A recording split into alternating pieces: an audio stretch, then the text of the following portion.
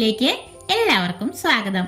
ഇന്ന് നമ്മൾ കുമ്പളങ്ങയും ഉണക്കയിലയും വെച്ചിട്ട് ചോറിനൊപ്പം കഴിക്കാൻ പറ്റിയ വളരെ രുചികരമായിട്ടുള്ള ഒരു ഒഴിച്ചുകറിയാണ് തയ്യാറാക്കുന്നത്. നമ്മളിത് പച്ച കുടംപുളി ചേർത്തിട്ടാണ് ഉണ്ടാക്കുന്നത് കേട്ടോ. അപ്പോൾ നമുക്ക് നമ്മുടെ പറമ്പിലെ പുളിമരത്തിൽ നിന്ന് ചെമ്പഴം കൊണ്ടു തുടങ്ങിയ 2 പുളി പറിച്ചെടുത്തിട്ട് വരാം. വലിയ പുളിമരമാണ് കേട്ടോ. താഴത്തെ കമ്പിലുള്ള പുളിയാണ് നമ്മൾ പറിച്ചെടുക്കുന്നത്. ഈ ഒരു പുളി മതിയാകും നമുക്ക് കറിക്കായിട്ട്. ഇനി ഈ പുളിയുടെ മുകൾ ഭാഗം മാങ്ങ പൂളുന്ന പോലെ ഇങ്ങനെ ചെത്തിയെടുക്കാം.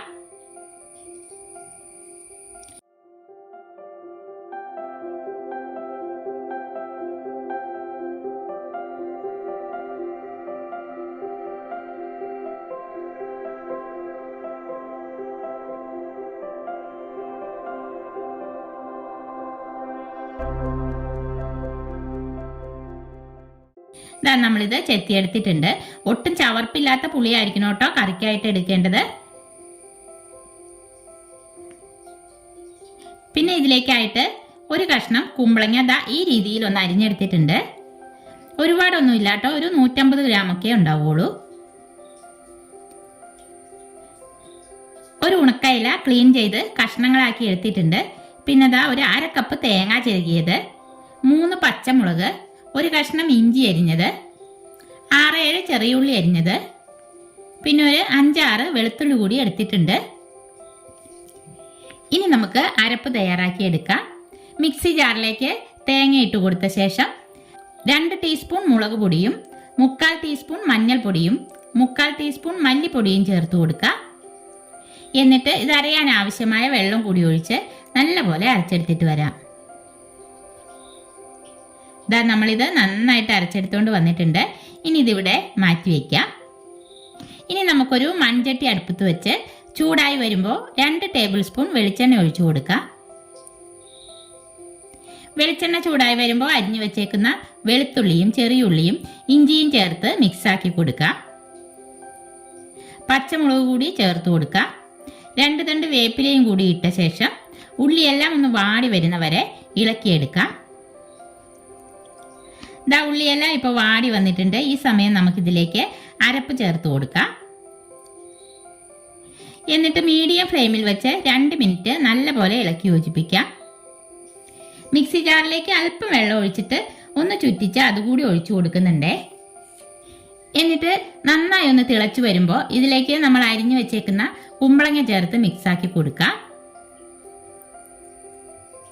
കുടംപുളി കൂടി ചേർത്ത് കൊടുക്കാം. എന്നിട്ട് ഇതിലേക്ക് ഗ്രേവിക്ക് ആവശ്യമായ ചൂടുവെള്ളം ചേർത്ത് കൊടുക്കുന്നുണ്ട്.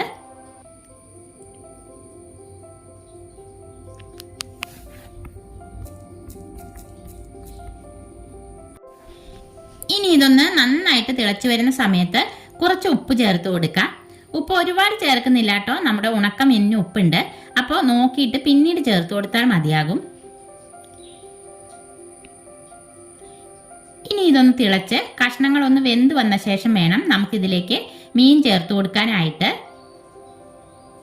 നമുക്കിതൊരു 5 മിനിറ്റ് മൂടി വെച്ച് കൊടുക്കാം. 5 മിനിറ്റിന് ശേഷം കഷ്ണങ്ങളെല്ലാം പകുതി വേഗമായി വന്നിട്ടുണ്ട്. ഈ സമയം നമുക്കിതിലേക്ക് അയില ചേർത്ത് കൊടുക്കാം. എന്നിട്ട് മൂടി വെച്ച് ഒരു 5 മിനിറ്റ് കൂടി കുക്ക് ചെയ്യണം കേട്ടോ.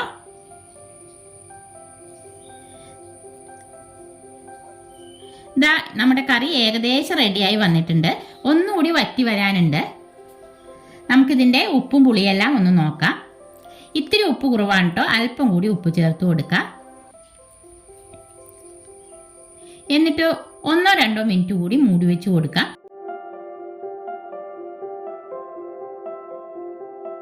ഇപ്പം നമ്മുടെ കറി ഇവിടെ പാകമായി വറ്റി വന്നിട്ടുണ്ട്. ഇനി നമുക്ക് ഫ്ലെയിം ഓഫ് ചെയ്യാം. ചട്ടിയിലിരുന്ന് ഒന്നുകൂടി ഇത് കുറുകി വരൂ കേട്ടോ. ഇനി നമുക്കിതിലേക്ക് ഒന്ന് കടുക് താളിച്ചിടണം. ഒരു പാൻ അടുപ്പത്ത് വെച്ച് ചൂടായി വരുമ്പോൾ വെളിച്ചെണ്ണ ഒഴിച്ചു കൊടുക്കാം. ചൂടായ വെളിച്ചെണ്ണയിലേക്ക് ഒരു നുള്ളു ഉലുവയും കടുകും ചേർത്ത് പൊട്ടി വരുമ്പോൾ 2-3 വറ്റൽ മുളക് മുറിച്ചതും 2 ചെറിയുള്ളി അരിഞ്ഞതും വേപ്പിലയും കൂടി ചേർത്തിട്ട് ഒന്ന് മൂത്ത് വരുമ്പോൾ കറിയിലേക്ക് ഒഴിച്ചു കൊടുക്കാം. എന്നിട്ട് അപ്പോൾ തന്നെ ഇളക്കരുത്. നമുക്കിതൊരു 10 മിനിറ്റ് മൂടി വെച്ച് കൊടുക്കാം. 10 മിനിറ്റിന് ശേഷം നമുക്കിത് സെർവ് ചെയ്യാം കേട്ടോ. ഈ കറി ഇന്നുണ്ടാക്കിയിട്ട് നാളെ കഴിക്കുമ്പോഴായിരിക്കും ഒന്നുകൂടെ ടേസ്റ്റ് ആവുന്നത്. അങ്ങനെ ഇതാ നമ്മുടെ അടിപൊളി കുമ്പളങ്ങ ഉണക്കമീൻ കറി ഇവിടെ റെഡി ആയിട്ടുണ്ട്. ചോറിൻ്റെ ഒപ്പം ഈ കറി ഉണ്ടെങ്കിൽ വേറെ കറിയുടെ ഒന്നും ആവശ്യമില്ല കേട്ടോ, അത്രയ്ക്ക് ടേസ്റ്റാണ്. അപ്പോൾ ഇങ്ങനെ പച്ച കുടംപുളി ചേർത്തിട്ട് ഇതുവരെ കറി ഉണ്ടാക്കി നോക്കിയിട്ടില്ലെങ്കിൽ എല്ലാവരും ഒന്ന് ഉണ്ടാക്കി നോക്കൂട്ടോ, അടിപൊളി ടേസ്റ്റാണ്. അപ്പോൾ ഇന്നത്തെ നമ്മുടെ ഉണക്കമീൻ കുമ്പളങ്ങ കറി എല്ലാവർക്കും ഇഷ്ടപ്പെട്ടെങ്കിൽ ലൈക്ക് ചെയ്യാനും ഷെയർ ചെയ്യാനും സബ്സ്ക്രൈബ് ചെയ്യാനും മറക്കല്ലേ. അടുത്ത വീഡിയോയിൽ നമുക്ക് വീണ്ടും കാണാം.